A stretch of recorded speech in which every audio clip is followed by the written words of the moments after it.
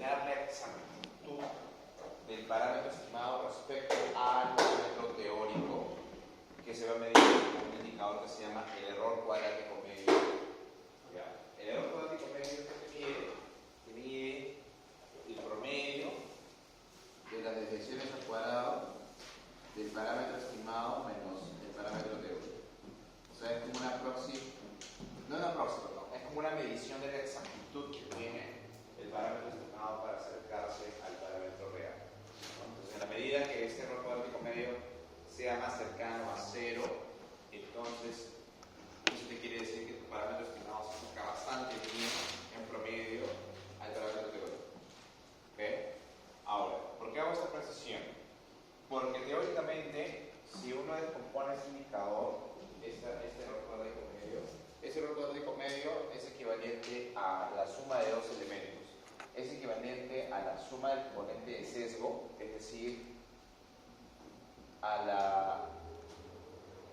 la diferencia de esto acá, más la varianza del estimador. Entonces, lo que te dice esto es, si tú quieres acercarte más en promedio al parámetro teórico, pues lo que tienes que tener en promedio es menor sesgo y tienes que tener también en promedio menor varianza. ¿Okay? Porque claro, cuando te dice que, o sea, cuando te dice que hay sesgo o no hay sesgo, correcto, eso se da cuando el promedio es igual a ese valor. ¿No? O cuando es en promedio igual no significa que necesariamente tu valor estimado es igual. Eso fue justamente una pregunta de primer control, ¿cierto? O sea, no puedes asegurar cuando hay sesgadez que el parámetro estimado es igual al parámetro teórico. Entonces, para poder asegurar eso, es decir, para poder garantizar que efectivamente el promedio es cercano a este de acá, yo necesito también garantizar que esta varianza sea lo más pequeña posible.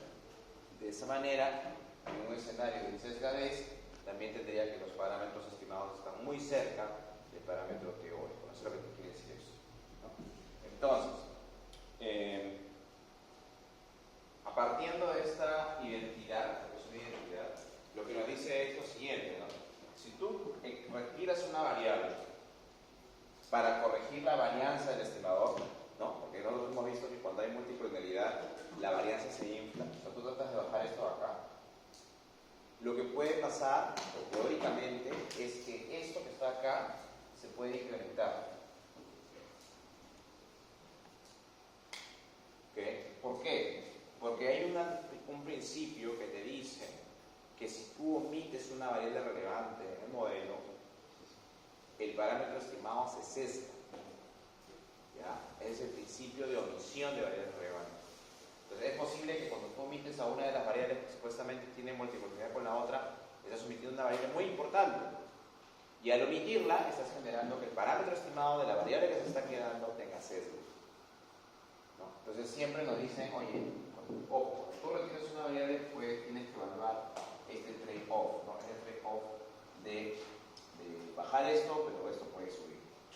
¿Okay? Entonces siempre, por esa razón, antes de retirar la variable, se opta por otros métodos. ¿Okay? Otros métodos. ¿Okay? O sea, esa es una solución que podemos decir es una de las. O sea, si no te queda de otra, pues lo tienes que hacer. ¿Okay? Pero tienes que ser consciente de lo que puede estar pasando. Entonces, ¿cuál es la primera forma de solución? Antes de llegar a esa, la primera forma es, si la data es muy insuficiente, ¿no? Y está generando que haya multicolonialidad, pues lo que tienes que hacer es aumentar la data. ¿Okay? Si estás trabajando con una data de anual, trabajas con una data de 40, 50 años, por ejemplo. No trabajas con una data de 10 años. Una data de 10 años, siempre, sin estructura de panel, obviamente va a tener siempre múltiples. La segunda solución, que justamente es la que vamos a ver nosotros casi al final del curso, es formalizar la relación que existe entre las variables explicativas.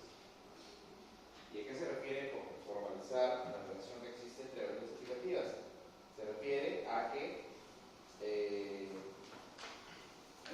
yo podría, aparte de la relación principal, podría establecer nuevas ecuaciones donde yo establezca directamente la relación de las variables explicativas. Es decir, podría ser que conjuntamente a esta relación de arriba, también se presente esta regresión, por ejemplo, si yo quisiera poner la relación entre uno y dos. ¿Okay? Entonces, eso es trabajar con un sistema de ecuaciones simultáneas. ¿Sí? Un sistema de ecuaciones simultáneas justamente para solucionar, en este caso, la multicolinaridad. Bueno, y finalmente la tercera, la que te queda, porque no te queda de otra, es omitir la variable causante. ¿No? Pero obviamente esta es la medida más, vamos a decirlo, más drástica, porque tiene un costo, y el costo es que puedes implementar el censo. ¿Ya?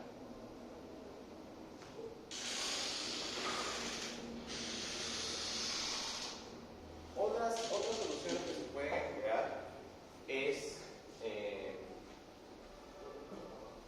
por ejemplo, establecer también, tomar información a priori de otros estudios. ¿No? Por ejemplo, yo podría, si yo estoy trabajando con una relación, por ejemplo, que tiene el PBI y el consumo, yo, por ejemplo, podría trabajar con un parámetro de la relación, que recoge esa relación de un estudio diferente, ¿no? Y podría recoger esa relación dentro del modelo, ¿no? Es decir,